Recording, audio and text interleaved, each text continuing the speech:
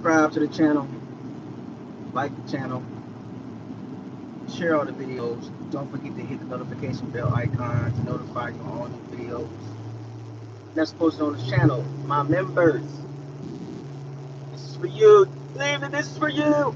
Members, this is for you. Told y'all I was gonna drop a video on you guys to see what's happening in the world of the Bucs today, and I kind of wanted to start this conversation with you guys first.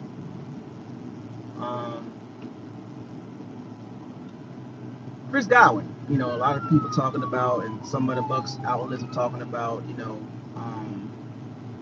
he's back and he's ready to roll. He's ready. He's about to be, back to the old Chris Godwin.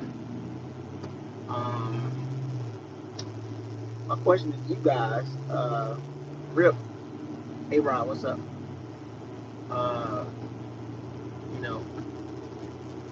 That's better, but in particular talking to my members, I don't think I made the video right, but it's supposed to be, but we're here. Let's make it work. In particular to my members though, but I'll shoot it out to the public as well. It's on my mind.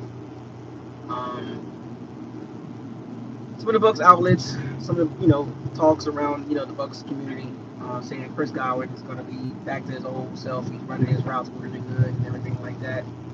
My question to everybody, and particularly to my members, is Chris Godwin ready to be a number one receiver? Is he ready to be the number one receiver? He's never been a number one. He's been in the league, over several years now, and he's never been a number one. His best season was 2019. That's when he was with Jameis Winston was the quarterback, and miles away with Jameis Winston. He went to, I think he made All-Pro and he made Pro Bowl that year too. So I don't know. To be honest with you, like based on recent history, I can't really give a definite answer or a defined answer on him being a number one receiver. I have not seen it. And all of a sudden at 30 years old, he's going to be the number one guy. That is my question. Number ones don't all of a sudden happen. Chris Godwin's a good receiver, but I don't know if he's the number one makeup. You know what I'm saying?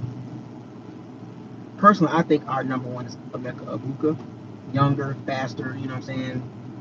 He's not even at his peak, so you kind of want to give the number one receiver mantle to the younger guy. But I understand, Chris Godwin, he will lead the group. He's a veteran of the group. All the guys are young. The Bucs are in a transition period in the receiving group. Abuka and J-Mac and Tez, Ted Hurst, Cam John, a lot of young guys. None of those guys are over 26, and we're asking a guy coming off of two major leg injuries or lower half injuries to be our number one receiver. And if you look around the league, if you look at the number ones around the league, how does he match up? How does Chris Godwin match up being a number one receiver around the league? But when I think of number one receiver, I'm thinking of Justin Jefferson, Jamar Chase. I'm not thinking about Chris Godwin type. You know what I'm saying? I'm talking about dynamic, explosive, big play receivers. And I just think our guy is Emeka Egbuka, just not taking nothing away from, not taking nothing away from Chris Godwin, but at this stage of his career, not the past, I'm talking about right now. 30 years old, 2 lower leg injuries, not a burner, good hands, chain mover. That's our number one. I'm just asking questions. You know what I'm saying? Like, do y'all think Chris Godwin is the number one? Is he ready to be the number one at this stage of his career? That means the CD number one will guard you every game, and I don't think that will be happening with Chris Godwin. I think cornerback opponents, number one cornerbacks will be, going after Emeka Egbuka, but Emeka Egbuka don't play on the outside. So if Chris Godwin was receiver number one, then who's our outside guys? They saying Emeka Ibuka is not going to be lined up on the outside like that. He's going to be lined up, different different spots, but he's not going to be like where he was last year. He's going to be more the X, I believe, the Cooper Cup role, moving him around a lot. So who's going to be our outside receivers? Then also Zach Robinson was like Chris Godwin works better in the slot. So I don't know. I really don't know where, and it's nothing to do with the talent wise. I'm talking about just the position wise. Like, where are we going to put Chris Godwin? Like, who's going to be our outside receiver? J-Mac? J-Mac is not an outside receiver. He's not a big, tall receiver. You're going to put Taz out there on outside? You can't put Taz out there. I mean, you're going to throw Ted Hurst out there in his rookie season to be on the boundary receiver? Like, a lot of questions about the receiver group, not talent-wise, but position-wise. Where are they going to line up at? Because to me, the only guy that plays on the outside is Ted Hurst. He has the size, but he's a rookie. So I have no clue. To be honest, I have no idea what are they going to do at the receiving spot as far as position-wise. Not talent. I'm not talking about the talent. I'm talking about where these guys are going to play. Emeka Ibuka is going to play the Cooper Cup role. Okay, he's going to play that role.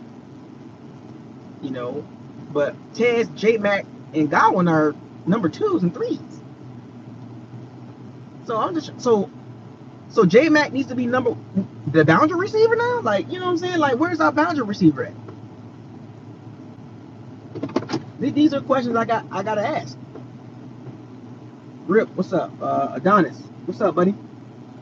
I'm looking rough right now. I'm gonna let this rock out. But I'm just curious. I'm just trying to figure out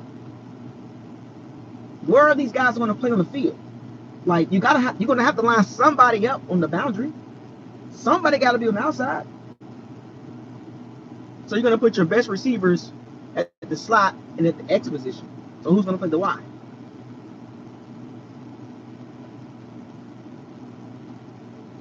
And if you look at the outside receivers around the league, those guys are big or they're super explosive. And if you throw J-Mac on the outside, he's still kind of unproven, talented. I like him, but he's still unproven too. J-Mac has not proven to be a consistent, legit, mid-tier, top-tier threat. We're thinking about potential. Year 3 for J-Mac. And then you got Tez Johnson, a small receiver, 160 pounds, 155 pounds. He can't play on the outside. So now we're going to ask J-Mac to play on the outside? Physical corners on the outside? Physical. J.C. Horn, Patrick. These are guys that's on the outside. Now we're going to throw J-Mac and Ted Hurst on the outside. So teams are going to just basically pack the middle of the field. And Baker, outside the hashes, that's where he likes to make a lot of his throws because he scrambles a lot. I just think that the Bucs are playing with some sort of like chess game with the receivers. I'm just curious on who's going to be the number one, like the true number one. Not based on like experience and being a veteran. I'm just saying like that's our Justin Jefferson. Like, do we have that on our team? Do we have a T-Mac? A Drake London? Like, I don't even think Chris Olave is a number 1 receiver. I think he's a number 2, number 3. But he's number 1, but he's fast. So these are things that I want y'all to think about moving forward when it comes to Chris Godwin. Is he ready to be number 1 at this stage of his career? Maybe the 26-year-old Chris Godwin, sure. But the 30-year-old Chris Godwin? He's going to be a number 1? Never been a number 1. Now he's a number 1. Whether he's healthy or not, that's not the point. The point is can he be a number 1? Think about that. Leave your comments in the comment section. Let me know what you think about Chris Godwin being the number 1 receiver. Will it be Emeka Ibuka? Will it be J-Mac? Will it be Tez? Will it be Ted Hurst? Yeah, we have a lot of questions. And don't nobody really have a true answer. It's all speculation and hope and optimism on Chris Godwin being number 1. But there's no hard data behind that.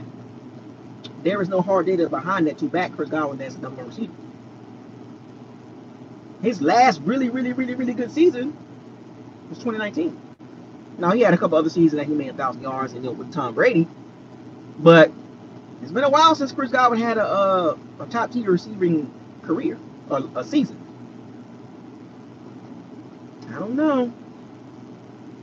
know.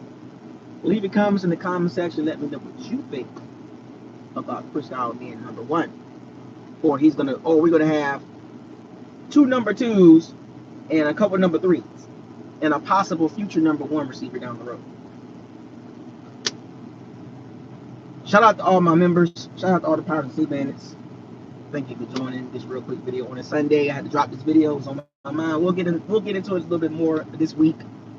We're gonna dive into the Chris Godwin situation, the defensive line, the potential there. So we got some good videos coming this week. So stay tuned. Fire those cannons. Seize the day.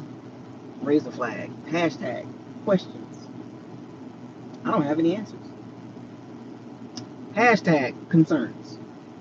Hashtag facts over feelings. Hashtag what are we doing at receiving? Who's number 1? Y'all stay safe. Enjoy the rest of your Sunday. I'll see you tomorrow with another.